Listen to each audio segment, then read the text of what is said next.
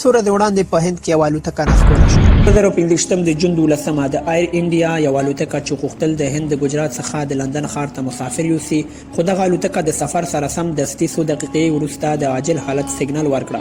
الوتکه د ځمکې څخه 615 فیټه لوړ و، خو دا هر څه دومره ژر پای ته ورسېد چې نه پیلوټ او نه هم مسافرو ته فرصت برابر شو تر څو د ځان ژغورنې هڅه وکړي. الوتکه د میګاني نګر سیمه کې په یو میډیکل لیلې باندې پریوزي او نسکوره کیږي.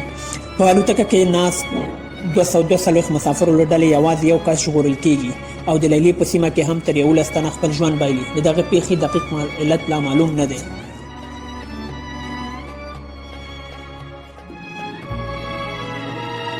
امریکا